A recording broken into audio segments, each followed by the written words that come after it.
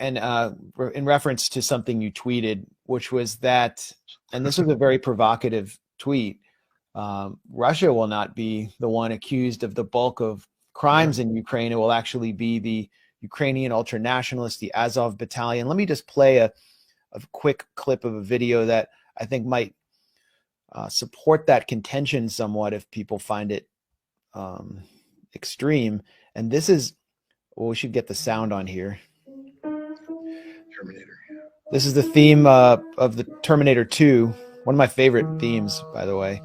The Azov battalion, and then you see as we pan left, they're holding civilians hostage in, I believe, Mariupol, while basically tormenting them with this.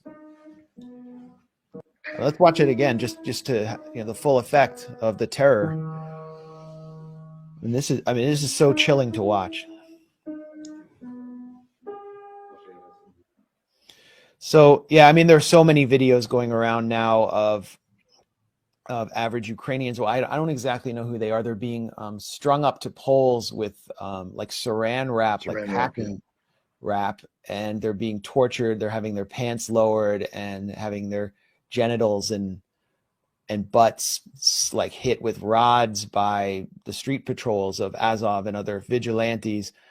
So the reality of despotic state rife with extremism is really coming to the surface now. Of course, Western media isn't reporting it, but nobody cares what they say anymore. How much power do they have? And is the US going to be able to put this monster back in the box after we saw what it did in Syria, where it really was up to Russia? And I guess the US kind of outsourced it to the Kurds, the so-called democratic forces, to dispose of ISIS. But what's going to happen here with these characters? I know the battle's still raging for Mariupol, which is being quote unquote defended by Azov. What's going to happen is they're all going to die. I mean, or be captured and put on trial. Denazification means denazification. And the Russians aren't playing games here. This is real. This is as real as it gets. And this is something that Russia's dead serious about. If you listen to their statements, it's not, it's the Ukrainian army.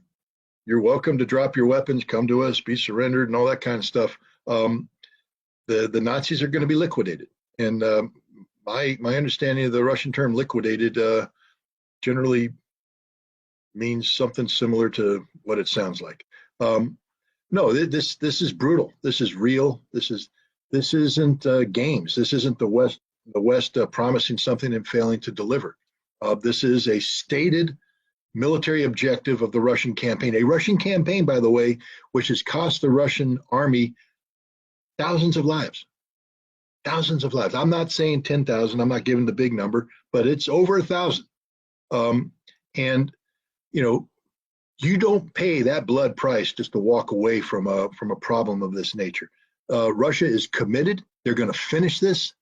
This war will not end until Ukraine has been denazified. And that means not only killing all these people, but eliminating the political parties and the political processes that empowered them, and getting changes in Ukrainian legislation and Ukrainian constitution that forever ban this hateful ideology from rearing its head. People say, well, come on, man, only 2% of the electorate.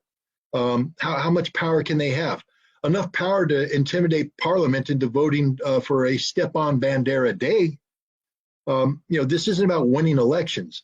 This is about bringing political terror into the mix at a time and place that achieves the objectives you want. When you tell the president of Ukraine, and I'm not talking about one president, I'm talking about two, Poroshenko, then Zelensky, that if they do anything that goes against what the Azov group, what the ultra-right-wing nationalists want, that you will be killed. You'll be hung, hanging from the streets in Kiev. These guys are a real problem. They've infiltrated every aspect of the military. They're in the general staff. They're in the presidential staff. They're in the secret police. They're in the police. They run everything. They may not be the number one guy, but they are sometimes the number 2 guy, 3 guy, 4 guy. But even if they're number 4 guy, they're the number 1 guy because they have the ability to go to the number 1 guy and say, your family will be dead tonight unless you do what I want you to do. I mean, it's political terror, and that's what these guys do. Yeah, you actually saw Vadim Troyan of Right Sector, a neo-Nazi brigade, be appointed basically an advisor to the police commissioner of Kiev. The interior minister who left last year, Arsen Avakov, had incorporated the National Guard, the National Corps, the civilian wing or the political wing of Azov, into the municipality of Kiev, and they simultaneously used the neo-Nazi C-14, just open neo-Nazis, to commit pogroms against Roma people who were living by the train station, sort of a cleanup campaign in the view of the Kiev City Council. So these are state-backed forces, yeah. And what you foresee in a denazification campaign is trials and a kind of like Nuremberg commission overseen by Russia. I see that happening. The Russians have promised that. They've talked about military courts martials. So this will be done under military auspices, and they will try these people. And the beauty of a military court martial is the death penalty is a reality. Look, I don't mean to be too, I'm as humane as the next person. I don't want people to suffer, but I'm sorry. There's a couple ideologies that I don't feel sorry for when bad things happen to them. And one is Islamic fundamentalists like ISIS, Al Qaeda, and the other one is Nazis, such as what we're seeing here. Hate-filled ideologies that stand for nothing good. And with the thing about Nazi, I mean ISIS, and Al Qaeda, we can talk about 9/11, but most of their harm after 9/11 was done to fellow Muslims, and right. And so it's hard for as an American for me to say to have. I mean, not hard. I have empathy, but it's a stretch. I have to actually try because I worked in the Middle East, lived in the Middle East. I can empathize with the Middle East, but for the average American, it's difficult to transport yourself into Baghdad or Damascus or the Idlib countryside. But we fought World War II. We fought the Nazis. My uncle fought the Nazis, and Americans died fighting the Nazis. And here they are in Central Europe, parading around, worse, parading around with the backing of the United States. The same military that defeated the Nazis in Germany in World War II is now training the Nazis in Ukraine to go and kill Russians whose fathers were our allies in the fight against them. The perversion of what's happening here is mind-boggling. And the fact that people don't see it, the fact that you can get a Jewish rabbi in Kiev to get on TV and condemn the Russians for attacking a TV station and calling that the desecration of the Babi Yar site, while not recognizing that the people the Russians are fighting are the descendants of the trigger pullers who actually killed the 30,000 Jews at Babi Yar. And that the road to Babi Yar, Scott, was named for Stepan Bandera, the commander of those pogroms, under their watch. I don't get it. I just don't get it. And the site itself was not actually damaged, contrary. It wasn't. No, that was a lie too. Yeah, I mean everything they say is a lie. But the fact that this should get Americans outraged. This should, because this isn't ISIS cutting off heads in Raqqa. You can watch that video and go, oh my God, that's terrible. This is the desecration of the memory of our forefathers who went overseas to fight this hateful ideology and gave their lives in that cause. This is the kind of thing that Americans should really get riled up about. And the fact that we've allowed ourselves to be captured by these idiots who call themselves Russian experts, but are nothing more than, Putin psychologists. And we can't see it. Since you mentioned your experience as a weapons inspector, I want to ask you to draw on that to talk about the role of the U.S. dismantling of arms control treaties in this crisis. One of those treaties you helped implement as an inspector, helping to basically put in force the INF Treaty, a Cold War pact reached between Reagan and Gorbachev that eliminated an entire class of missiles. And you were on the ground enforcing that treaty, and Trump killed it. The U.S. ignored Russian demands to extend it, preserve parts of it, as did NATO. And moving beyond Ukraine a little bit, I'm wondering what role has the dismantling of arms control treaties like the INF Treaty under Trump, like the ABM Treaty under Bush, like the Conventional Forces in Europe Treaty under Bush as well, I think, Open Skies Treaty under Trump. What role that has played in Russia's thinking in terms of why it felt the need to invade Ukraine? Well, we'll start with the predicate of the underlying predicate of the invasion was to create a condition that would allow for the redefining of a European security framework between Russia and the West.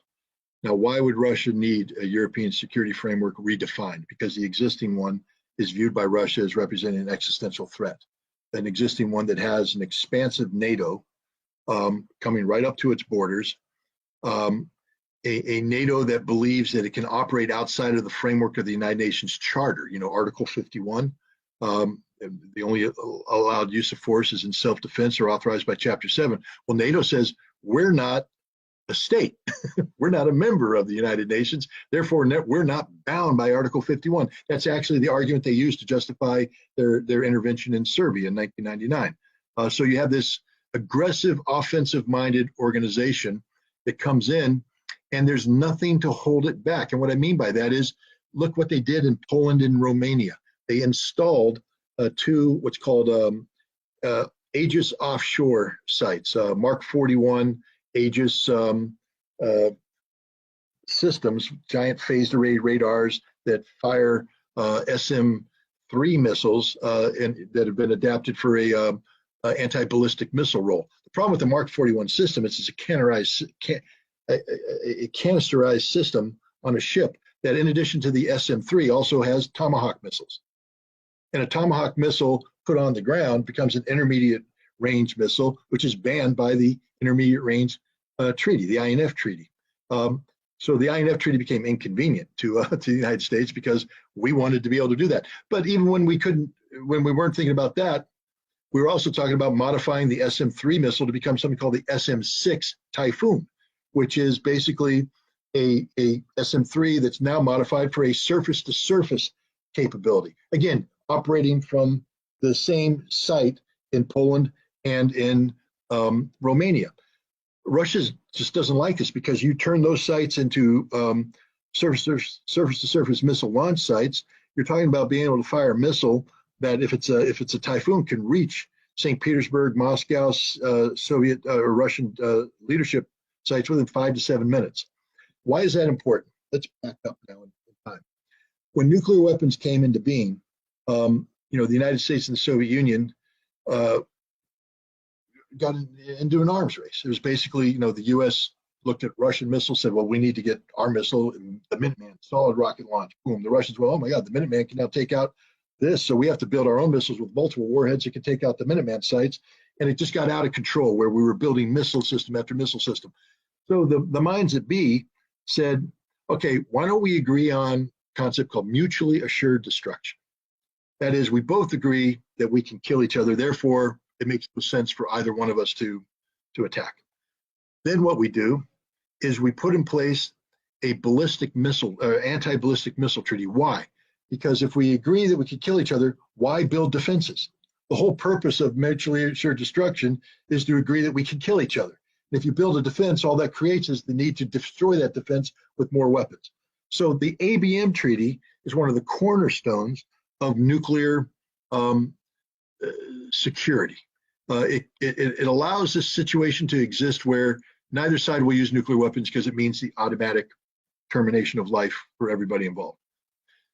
And that worked until we got involved with what's called intermediate nuclear forces, these medium-range missiles.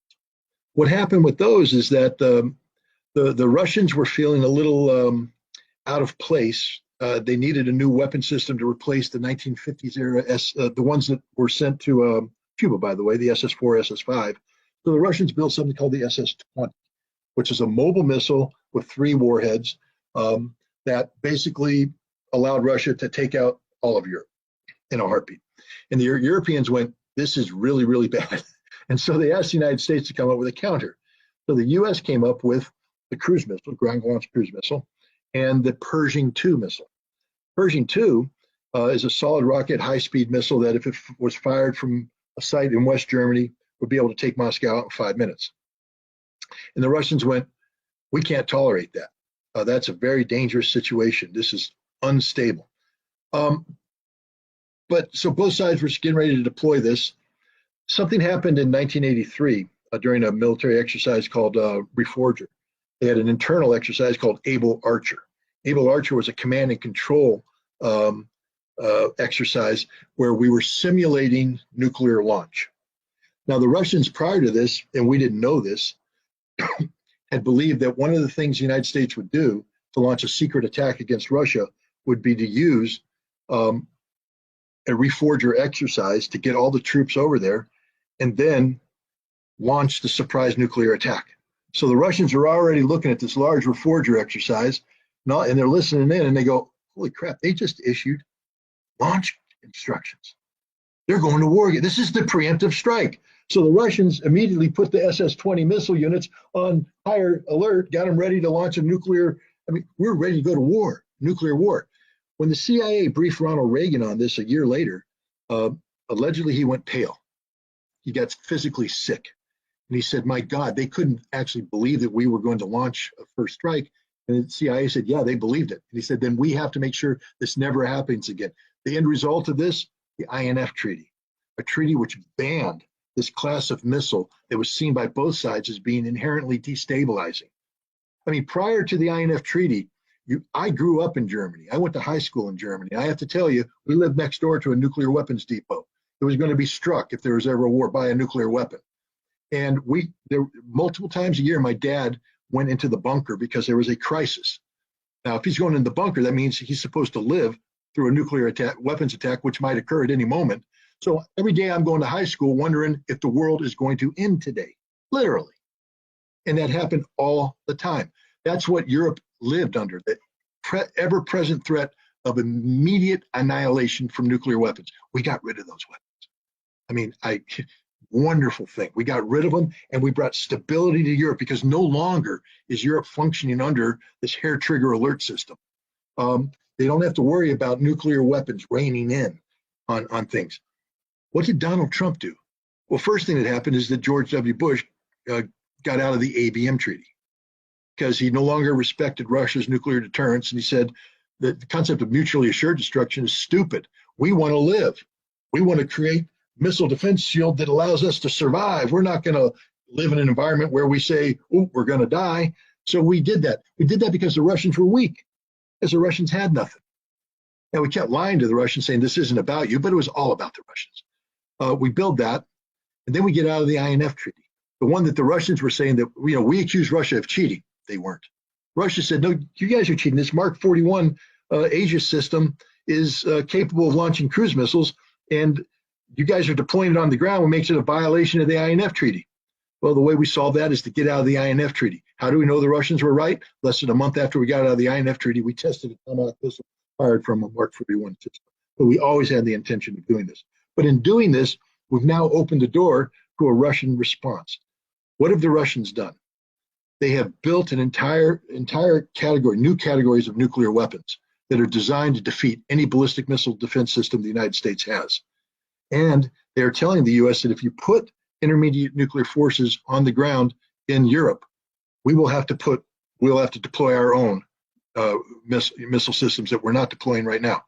The bottom line is we're returning to that scenario in the 1980s where every European child wakes up wondering if this is the day that I get the 200,000 degree suntan. That's the genius of the American system. That's the moronic reality of the idiots in Washington, D.C. who are running this policy. Putin didn't want this. How do we know? Because he said over and over again, I didn't want this. In 2018, he gave a speech where he announced these weapons. He said, I've been telling you the whole time, don't do this. This is bad. we don't want to do this, but we have to. We have no choice. He said, you didn't listen to me then. Are you listening now? And we are listening now because it's a reality. But what are we doing about it? At a time when we should be trying to restart the INF treaty, instead we're getting ready to deploy something called the Dark Eagle, which is a hypersonic missile system that's going to go into Germany this year.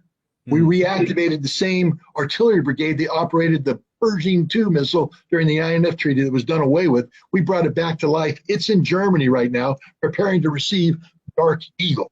And when we receive the Dark Eagle, the Russians are going to unveil whatever they have. And now, under normal circumstances, you say, well, that's pretty bad. But normally you'd say, well, there's little chance of a misunderstanding, right? Well, what do we got going on in Ukraine right now? One giant scenario for misunderstanding. Yep. And so we are creating the conditions for the demise of the world. That's why arms control is so important. And I'll just ask everyone, I just want to comment, just compare the picture, the story that Scott just laid out with what we hear in the media, when none of this is ever discussed, is off the table. So the INF treaty, for example, when Trump pulled out of it, it got some headlines, but it disappeared after a few days because it wasn't nearly as important as Russiagate, paranoia, and claiming that Trump was a Russian agent. While meanwhile, he was dismantling an arms control treaty that helps prevent a nuclear holocaust, essentially. But political imperatives were more important than preventing a nuclear holocaust. And now we're seeing one consequence of this war in Ukraine. Well, now Russia. One thing I'll just say for Russia, real quick, is part of this new European security framework is arms control. They want the ABM treaty back. They want these anti-ballistic missile systems out. They want the INF treaty back. When they get rid of Dark Eagle and all that stuff, they want the conventional forces in Europe treaty back. Because the important thing about that is that you don't have two armies facing off against each other right across a border. With CFE, you actually define a buffer zone and you pull the bulk of the offensive forces back to that buffer zone. So you're going to need the CFE, and then you're going to need open skies so that you can create the confidence that nobody's cheating. So that everybody says satellites. Satellites are wonderful, but you know what's even better? Having an airplane with an American and a Russian sitting right next to each other, working in a cooperative fashion to make sure that everybody's complying with what they're supposed to comply. The human factor is so critical here. When we talk about, I think we talked earlier about the RAND study and the number one bait. How do you bait Ukraine? I mean, how do you get Russia to be so enraged about what's going on? And the one way to do that is to create. Let's back this up. When Putin is famously quoted, I say misquoted, when he says the greatest catastrophe in the last century was the dissolution of the Soviet Union, and everybody stops the quote right there. They say, "See, he wants the Soviet Union back. He misses the Soviet Union." Anybody who says that doesn't know anything about Vladimir Putin. He doesn't like the Soviet Union. He hates the Soviet Union. He recognizes it was a failed system. You have to finish the quote, because overnight, tens of millions of Russians became homeless. Yeah. All those Russians that used to live in the Soviet Union in non-Russian republics who viewed Moscow like everybody else in the Soviet Union did as their touchstone were now homeless. They weren't viewing Moscow. They were viewing Kaunas. They were viewing Kiev. Suddenly, and they were helpless because many of these new republics were taken over by nationalists who had a vendetta against Russians. So he said, that's the tragedy. And my job is to defend the Russian people, not just the ones in my borders, but outside my borders too. Again, you could disagree with that, but I'm just saying that's the accurate representation of what his quote was.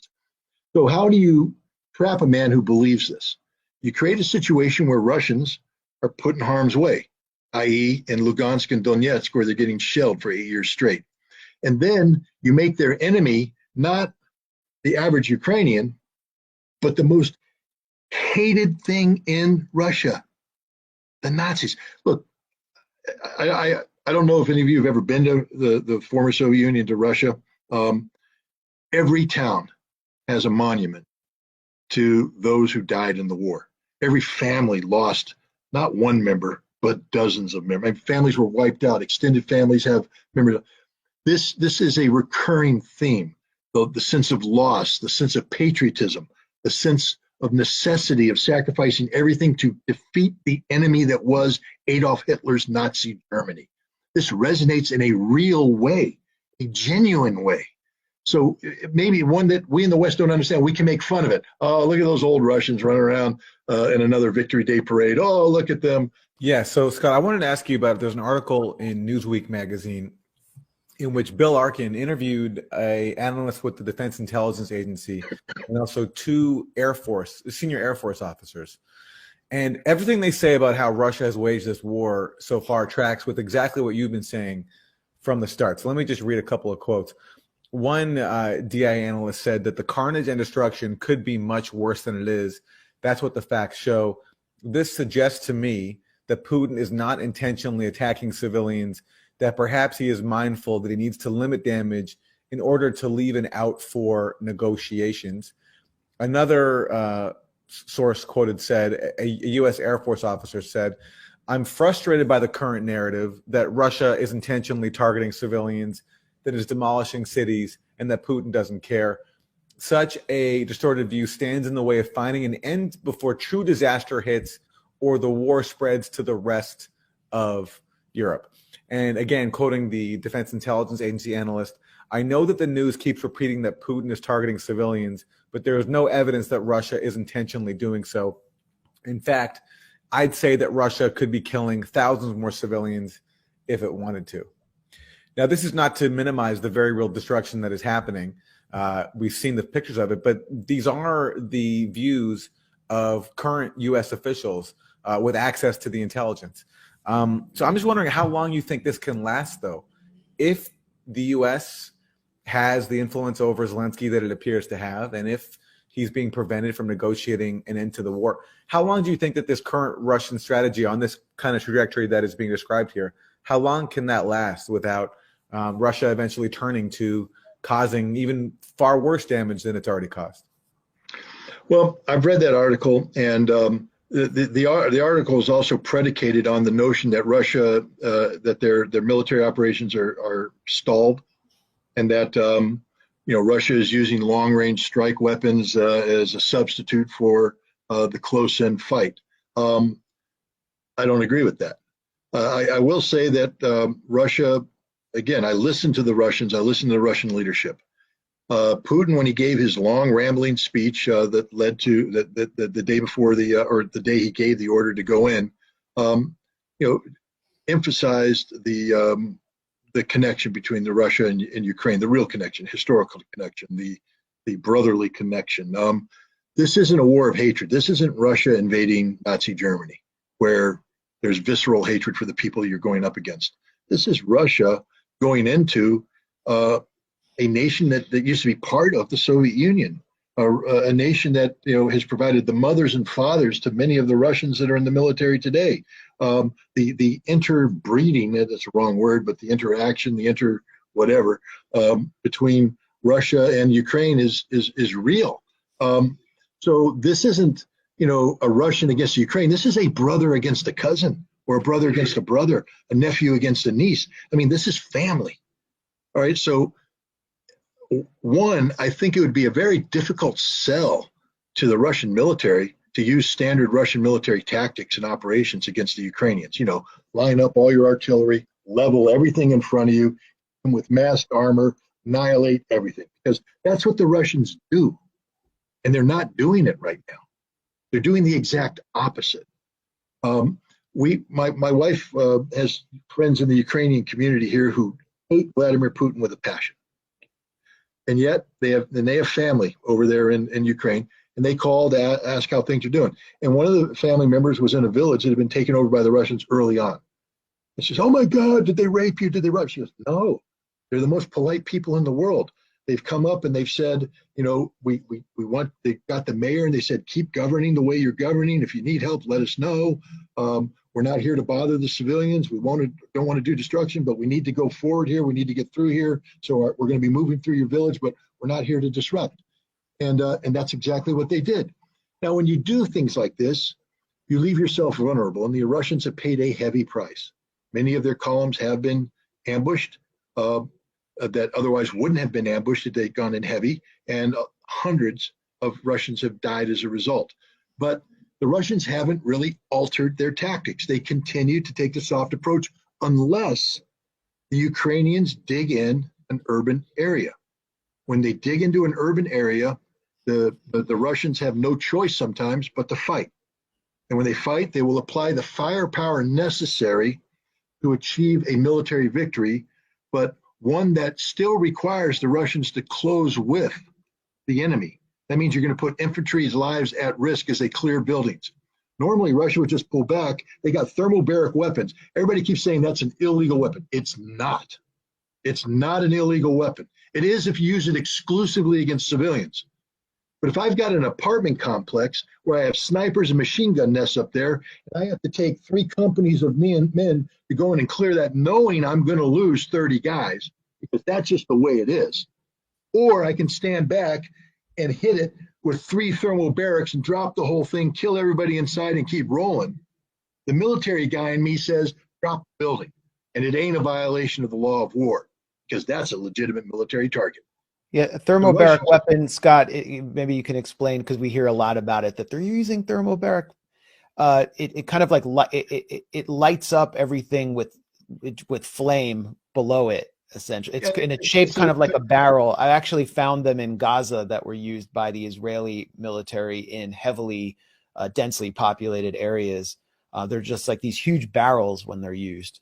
Well, it depends if you could use it as a liquid. That means you come in and you'll spray an area with liquid, and then you have a secondary explosion that goes off that ignites it. And then the resulting overpressure creates a giant fireball with giant overpressure that literally sucks the life out of everything and collapses everything from the overpressure. You can also use, as we do, instead of liquid, you can use this fine powder explosive type thing that you go in, and it turns into a dust. Then you ignite that. It's like you've heard about the silos, the grain silos that blow up when you have the dust from the wheat up there, and then a spark hits it. Well, it's a similar concept, but the bottom line is you're creating this instant, massive overpressure that destroys everything. And the Russians have a lot of thermobaric weapons that are designed for tactical use, and they're not using them as they could. The Russians are paying a heavy price to take some of these civilian areas. But the other thing that's important here is the Russians are deliberately avoiding some civilian areas. Everybody keeps going, why aren't they capturing cities and towns? Why would they capture cities and towns? When you come in with 200,000 men, do you really want to take 30,000 men to surround a town and fight house to house? Or do you just bypass the town? So they bypass civilian areas, they maneuver past civilian areas. Their job is to engage the Ukrainian military and destroy it, not to hurt civilians. So the Russians are running a completely different campaign. And it's one, a Russian general gave an interview that most Americans haven't picked up on.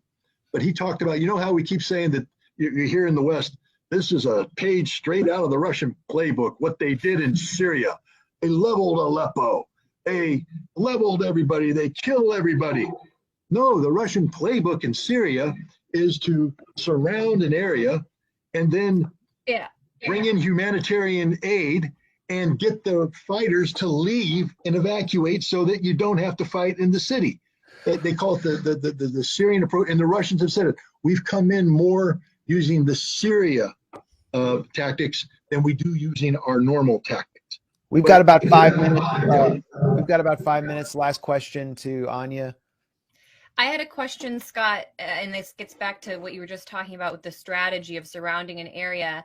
I'm not a military analyst, but I hear people talking a lot about the cauldron that Russia is building around Kiev, and that if we look at the actual maps and the strategy, it's clear that the goal is to encircle Kiev to some degree in order to force a surrender. Is that fair? Well, I don't know if they want to encircle Kiev because what's happening right now, if you take a look at that map, by threatening Kiev on 3 of its 4 sides, you've created a political imperative for the Ukrainian government to reinforce Kiev. That means that Yeah. you're going to be taking troops that would otherwise be deployed elsewhere, either down south near Odessa, east to support the operations across from Donetsk, or up by Kharkiv. But what's happening now, instead of being able to reinforce these areas, you have to draw these troops into Kiev to defend the capital. So I think the Russians right now are creating a giant vacuum in Kiev that's sucking in Ukrainian resources while the Russians destroy the Ukrainian army right now. When you first said cauldron, I thought you were talking about the one that's developing right now in eastern Ukraine, where all those offensive troops now are trapped. And if you take a look, they're coming down. There's an arrow coming down here, an arrow coming up here. The real map should actually show those arrows far more extended. In fact, either today or tomorrow, they should actually meet and trap the Ukrainian army in this cauldron. And so, it's this is the reality of the war. Do you think that all of that territory will just go back to being Ukraine by the time this war is over, or when this war is over? I know you don't have the playbook or the game plan, but I have listened to the Russian leadership, who have said right from the start, we are not here to occupy Ukraine. And when the Russians first went into these villages and towns, they said, you are Ukrainian villages, keep your flags flying. If the Russians were there to occupy, do you think they'd let the Ukrainian flag fly in Kherson? No. They're going to let the Ukrainian flag fly because it is Ukraine, and they're respecting that fact. Now, there may be some changes to the way things are administered. I doubt Mariupol will ever again be as controlled by the Ukrainian government as it was. I think there's going to be some sort of special autonomous status for that. We know that the Donbass is going to be independent, and we know that Crimea is going to be part of Russia. But the rest of Ukraine, I don't believe Russia has any intention of retaining this, of carving Ukraine up. I think Russia wants Ukraine to be a unified, sovereign, neutral state, inclusive of all of its territories, except the ones that they lost because of 8 years of lunacy.